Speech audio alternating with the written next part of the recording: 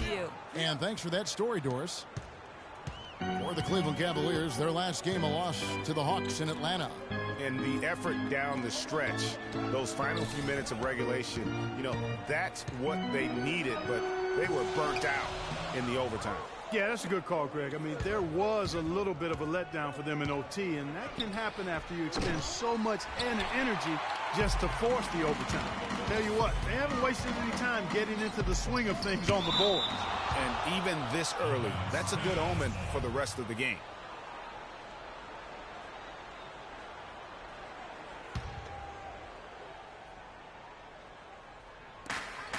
.129 left here in the first quarter. Irving dishes to Bergeron. He got an advantage there off the pick and took it right in. And that's why it's so important to really be a good screening team. You get a lot of open looks from it. Back to Lynn. There's a screen by Hansbrough. And it's Kid Gilchrist penetrating, and he gets the bucket. And the Hornets lead by 3. Just good, aggressive drive from him that time. Found a hole in the D and went. Side Williams. Here's Bergeron. The shot is off, and Charlotte will go the other way with it. They're coming off that win against Philadelphia. And in that game, guys, they were just about as dominant defensively on the interior as you could ever be. And once they got a few rejections, they had opposing scorers looking for those long arms and hands, and it caused hesitation in taking shots in there. 4 on the clock, and Kid Gilchrist kicks to Freak. Misses the 3. He's jacked up a number of threes, but his accuracy has been lacking. Time to try something different, if you ask me. Kicks it to Williams. Nobody near Irving. No good from outside. Lynn can't get it to go. A nice first quarter of play. We've seen plenty of offense so far. Hornets lead by 3. And we caught up with Kyrie Irving earlier, and he talked a little bit about expectations for himself and his team. Kyrie reminding us that it's not just the expectations of the fans, and it's a completely new group on the floor for the Cavaliers. The Cavaliers trail by 10. Thompson and Bergeron at the 4 and 5. Mo Williams out there with Irving, and it's Jefferson in at the small forward position. That's the 5 for Cleveland right now. Shot from 12. Bergeron's shot is good. I like the recognition of the mismatch there, immediately making the defense pay. As we get a break in the action, let's take a moment to check out the NBA's leaders in steals. 5th on the list, Kyrie Irving. And he's been a rock for them defensively. Just so many steals for him this year, and so many of them have been in key moments for his team. And that one's good. Freak. The field goal percentage has been bumped up into the high 50s now. And when you're shooting like this, you should be winning. They're scoring with tremendous efficiency. Irving double teamed. And Jefferson wide open. He shoots. That's in, coming off the assist from Thompson. Jefferson's got 5. Hornets leading by 9. Lynn the pass to Freak. Shoots it up. It's rebounded by Jefferson. And he rushed that one, no doubt about it. The D out of position, you could see the frustration on his face. Irving, good look, and Cleveland again with the bucket. That's a clean look they gave him there, fellas, and he drains those. Outside, Kid Gilchrist. Shoots from the right block. Jump shot is good that time. And the Hornets lead by 9. Look at the space he had on that one, though. There's an obvious speed mismatch between the two. And Kid Gilchrist had that very funky jumper coming into the league. And prior to last year, really worked tirelessly. Not an easy thing to do to try to change the entire form and structure of your jump shot. And a chance to catch up on some numbers here. The hustle stats for the Hornets. Well, I think the defensive aggressiveness on display here has caught him off guard, playing airtight defense and coming up with the steals. Yeah, but they've also protected the paint extremely well. You see that in their block shot totals, but also they've altered a lot of shots. And I like how he puts himself in position there to finish on the break. Yeah, you know, that's what we call seeing and feeling the game. Excellent read of how that play was going to develop and where the ball was going. That's stuff that you oftentimes can't teach, Greg. Clark for Kid Gilchrist, and his shot, it seemed to be a step in the right direction for his entire offensive game. Well, Kevin, it was the first year of reworking that jump shot, and the mid-range percentage has gone up as a result. That's positive progress. Irving attacking. High shot from 10 feet out. Irving's got 4 this quarter. We've got 33.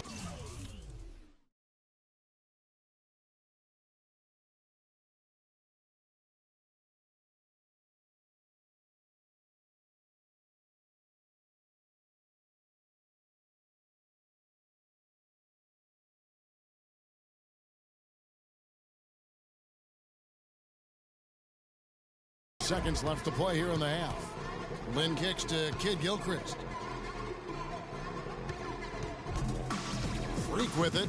He's got 6.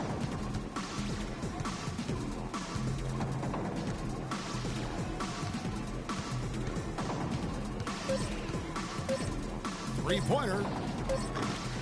The Cavaliers pull it in. Verajov's got 3 rebounds now in this one. Thompson outside. And released it in time, but it's off the mark. The clock runs out. Guys, I'm here with Kevin.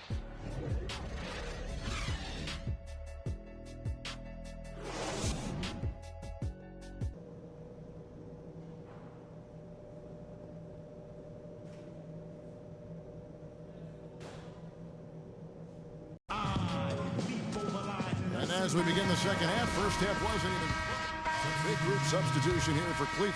Anderson Varejau's checked in for Mozgov. Thompson comes in for Kevin Love. Jefferson's checked in for LeBron. And it's Williams in for J.R. Smith. On the court for Charlotte, Freak. He's in at shooting guard. Michael Kid Gilchrist out there with Tyler Hansbrough. Then it's Jeremy Lin. And it's Kaminsky in at the 5. Now let's go to Doris Burke. Doris? Well, Kev, Freak in the last matchup against the 76ers was a big factor. He ended with 7 points and flashed his range a few times in the process. A bit of a surprise attack for him, as he is usually just regarded as a role player on his team. And Doris, thank you so much. He couldn't have been much better in that game, could he, Gino? Not at all. He was great. I mean, that's for sure. If he wasn't at his best, he was awfully close. Guys, he came to compete and win. Let's hope he's got that same attitude, that same energy, that same swag here tonight. From deep. And a rebound goes to the Cavaliers. The victory here for the home team. Last time these guys met.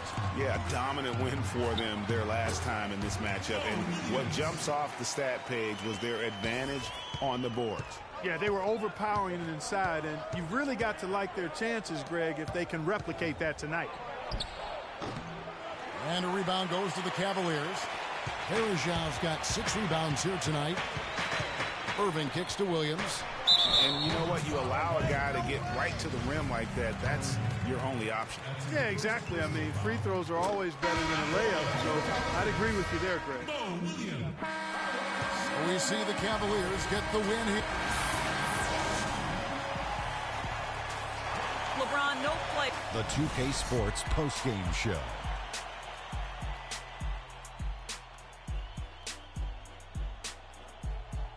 Ernie Johnson here again with Shaquille O'Neal and Kenny Smith without LeBron James. No matter what they threw at him during the second half, it seemed like he had the end. And folks, that'll wrap it up for tonight. We hope you enjoyed the game. For Shaquille.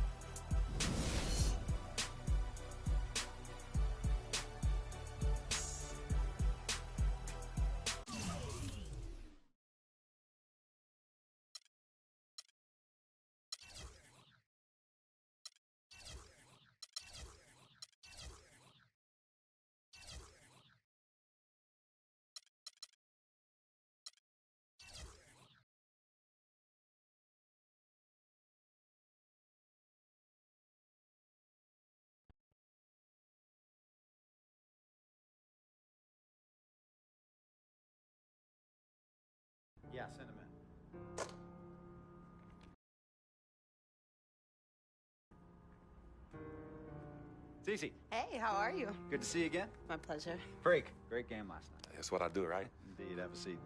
Pagnotti. How you doing? Thought you'd be selling used cars by now. Funny, comedian. I thought...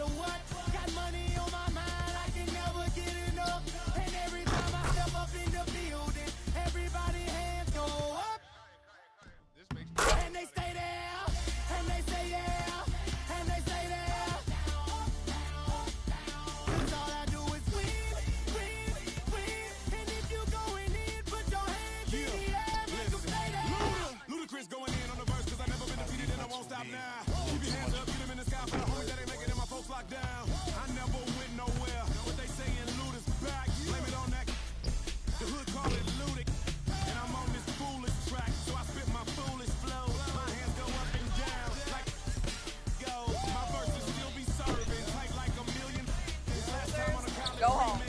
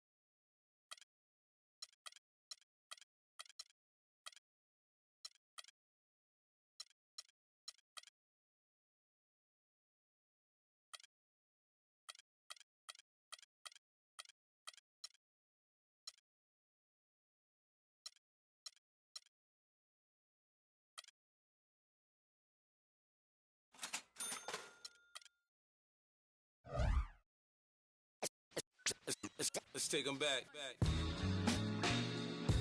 Yeah, 94.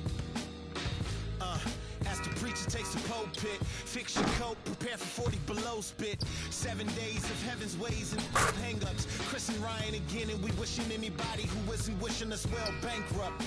L and whatever else ain't up. As far as me, I'm still caught up in all it. Still calling my expendables, cause it's hard to believe I can fit all of them boys in one. And the streets start trembling. It's way too many it seems. Too many witnesses. Up and down with their visions of what a street is. I call it the seesaw syndrome. Maybe you make them